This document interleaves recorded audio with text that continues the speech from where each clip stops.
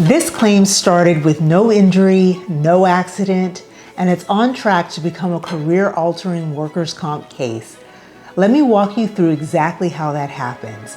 I'm Dr. Cadet, an occupational and environmental medicine physician and the founder of Ascend Occupational Medicine Consulting, where we help self-insured employers lower their work comp costs by providing medical oversight to prevent claims from quietly turning into medical and financial disasters. A 44-year-old police officer walks into clinic with neck and shoulder pain.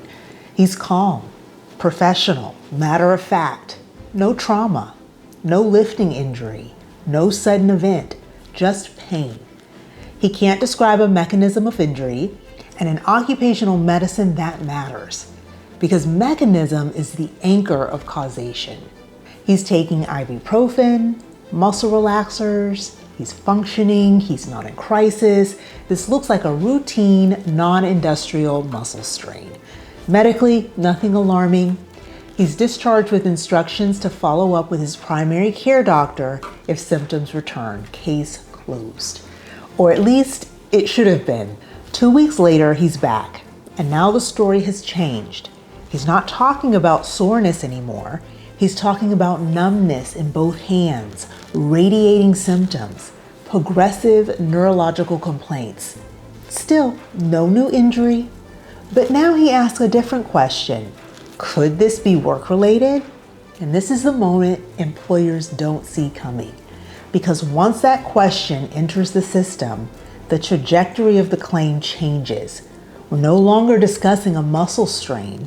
We're creating a story where the timeline stretches backwards. Yes, this could be industrial if the worker had begun with a story that made sense, some type of occupational exposure history, SWAT duty for over a decade. At that point, we'd be talking about degenerative spine disease, but that's not the story he led with. Knowing that the system will give him the benefit of the doubt, he chooses to go down the workers' comp pathway. He knows it's an inefficient pathway. He's warned about the delays. He's told approvals can stall care. He proceeds anyway. He's already spoken with an attorney. He casually mentions he plans to retire in 6 years.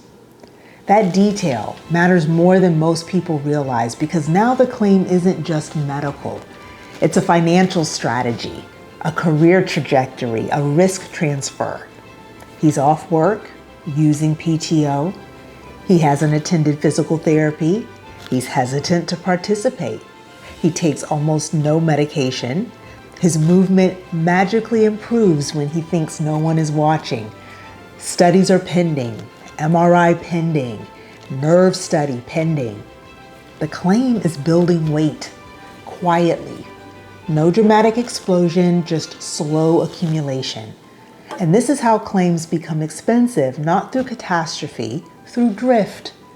Employers think that high-cost claims start with dramatic injuries like falls, machine accidents, surgeries.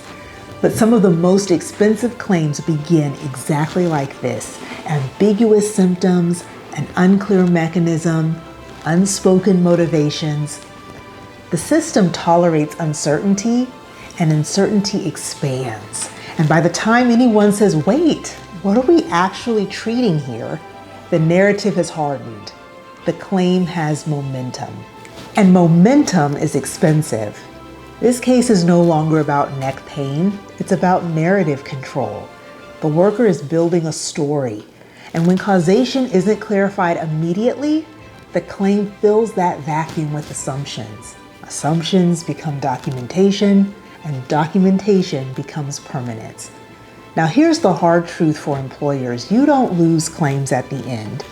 You lose them at the beginning. The first 21 days decide the next 21 months.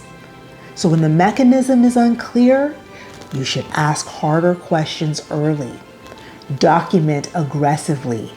Align medical expectations immediately.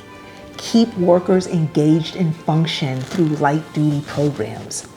Don't let passive care define the narrative, because once a claim shifts into this identity of I'm injured instead of I had a symptom, you're fighting psychology. not pathology. Now, this officer may very well have degenerative changes in his spine, but degeneration alone does not equal an injury, and degeneration alone does not automatically equal employer responsibility. Most adults walk around with some degree of degeneration and feel no pain at all. What makes an injury industrial is the story, the mechanism, the moment something changed. When someone truly hurts themselves at work, they usually know what happened. Now, that may not be the case in occupational exposure cases if the worker doesn't know exactly what they were exposed to. But with musculoskeletal injuries, there's almost always a trigger, a lift, a twist, a sudden strain, a specific moment that connects the symptoms to work. And when that story is missing, the system is being asked to fill in blanks that medicine can't honestly fill. And that's where claims get stuck. Employers don't protect themselves by tolerating prolonged ambiguity in a claim. Early clarity protects workers. Early clarity protects organizations. Early clarity prevents a medical gray zone from turning into a permanent legal narrative. Now, if this breakdown helped you understand how claims really escalate, like, subscribe, and comment. We read all of your messages. Join our email list and register for our March 11th webinar, The 4 Claims No One Wants and How to Spot Them Early.